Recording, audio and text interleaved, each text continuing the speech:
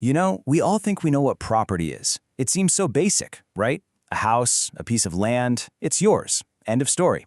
But what if that whole concept, the entire legal grid that organizes our world, wasn't built on justice at all? What if it was actually built on a crime? Today, we're digging into the secret history of property and how a simple fence became a complex financial instrument. This rhyme from the 1600s, man, it just cuts right to the heart of the story, doesn't it? It perfectly captures this insane, topsy-turvy world where stealing a goose to feed your family could get you killed, but stealing the entire community's land to raise sheep for profit, well, that was just called progress. This shows us something huge. Property wasn't just born, it was made, and the making of it was a brutal, brutal fight.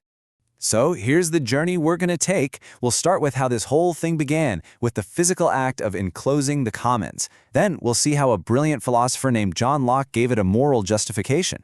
After that, we'll look at the legal machinery that turned it into a global system. And finally, we'll see how that affects the grid we're all living in right now. And this brings us to the core argument of our whole explainer. What if the idea of private property didn't spring from some noble ideal of individual rights? What if it actually started as a massive act of dispossession, a historical crime that was only later cleaned up and made to look respectable by lawyers and philosophers? Okay, so our story really kicks off in the English countryside.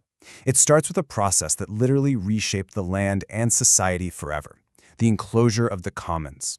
This is where the abstract idea of property gets its hands really, really dirty. So before all this, a lot of land was held in common. It wasn't about a single person owning it. It was about shared use, governed by custom and what the community needed. It was based on obligation to each other. But then, boom. Private property comes along and it's a totally different game. It's not about need, it's about a legal title. It's not about obligation, it's about exclusion. Land stopped being a place you lived in and became a thing you could trade, an asset. And look, this wasn't some overnight revolution. It was a long, slow burn that started back in the 15th century, mostly for the wool trade. But then you hit the 1700s and things go into overdrive. The government itself, the British Parliament, steps in and passes hundreds of enclosure acts. These were laws designed to legally erase those old communal rights and hand the land over to wealthy private owners. By the 1800s, the job was pretty much done. Thomas More saw exactly what was happening way back in 1516. When he says that sheep now devour men, he's describing a social disaster. He means that people were being kicked off their land, their communities shattered, creating this huge new class of poor, landless people, all so that a few rich guys could make more money from wool. So you've pulled off this massive land grab. Now what? You got to justify it, right? You need to make this theft seem moral, even natural. And that is where the philosopher John Locke steps onto the stage. He created the perfect intellectual weapon for dispossession. Locke's argument is, you have to admit, pretty clever. He starts off by saying, okay, God gave the earth to everyone in common. We can all agree on that. Then comes the big move. He says, when you mix your labor with the land, you farm it, you build on it, it becomes yours. He throws in a few rules, like you have to leave enough for others. But then here's the real trick. He argues that once we all started using money, we implicitly consented to massive inequality, because money doesn't spoil. So it's suddenly okay for people to accumulate way more property than they could ever possibly use. But let's pull back the curtain on this, because there's some serious sleight of hand going on. First, this idea of mixing labor sounds so wholesome, right? But in reality, what did it usually mean? Just building a fence around land other people were already using. Second, it was the perfect excuse to erase entire peoples. Locke's ideas were used to label indigenous lands in the Americas as wasteland, unowned, simply because they weren't being farmed the European way. And finally, this consent by money argument, come on. It completely ignores that for the people being kicked off their land, the only other choice was starvation. That's not consent, that's coercion. And that philosophy directly led to this incredibly powerful and destructive legal concept, terra nullius. It literally means nobody's land. It was basically a legal magic trick. Colonial powers could point to vast territories and, because they didn't see fences and deeds, declare them legally empty and ripe for the taking. And here's something you really need to know about Locke. He wasn't some academic sitting in an ivory tower. He had skin in the game, big time. He was an investor in a slave trading company.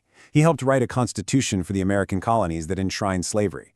He was actively shaping the very colonial policies that his philosophy justified. This wasn't just an idea for him, it was part of his business plan. Okay, so we have the physical theft and the philosophical excuse. Now you just need one more piece, the machinery to lock it all down, to make it permanent and scalable. This is the moment when paperwork officially replaces custom. The whole meaning of a title to land just completely changes. It used to be a claim based on your family's history and community custom, something you might have to defend, but it transformed into an absolute right, backed by the power of the state, all recorded on a piece of paper. The deed, the document, became more real and more powerful than the actual dirt and trees. But of course, this created a new headache for the super rich. If the state is now guaranteeing your ownership, well, the state can also tax it. So how do you hide your vast new properties from the king, who now wants his cut? Well, they came up with this brilliant legal hack. It was called the use. It's basically a shell game. It worked like this. On paper, I give my land to you, but we have a side agreement, a secret handshake that says it's still for my benefit. So when the king's tax collector shows up, he sees your name on the deed, but I'm the one secretly collecting all the profits. Naturally, this kicked off a huge legal cat-and-mouse game. Before 1536, the landowners were winning with the use. Then, King Henry VIII got wise to it and tried to shut it down with a law called the Statute of Uses. But lawyers are going to lawyer. They just went back to the drawing board and invented something even better, even more robust, the modern trust. And the trust became the ultimate weapon for protecting wealth. It perfected that separation of ownership on paper from actual control and benefit. It became the ultimate shield, allowing elites to control fortunes while dodging legal accountability. And it's a cornerstone of wealth management to this very day. And if you want to see the end result of this whole centuries-long process, this is it. The cadastral grid. Land has been completely flattened into data. It's not a forest or a field anymore, it's a parcel ID. The owner isn't a person, it's a trust or a shell corporation. The journey is complete, from a living commons to a set of entries in a database. So, let's zoom out. What does this all mean for us, right here, right now? Because this isn't just a history lesson. We are all living inside this grid that was built hundreds of years ago, and its logic shapes almost everything. And this is the really big idea to take away. That simple act of putting a fence around the common field, that logic, that template for control, it escaped the fields. It became a blueprint for organizing and controlling pretty much everything in the modern world. I mean, just think about it. Modern corporate real estate, that's just abstract bundles of rights held in trusts. Zoning laws, those are invisible fences dictating what we can and can't do. Intellectual property law, that's just putting a fence around an idea or a piece of data.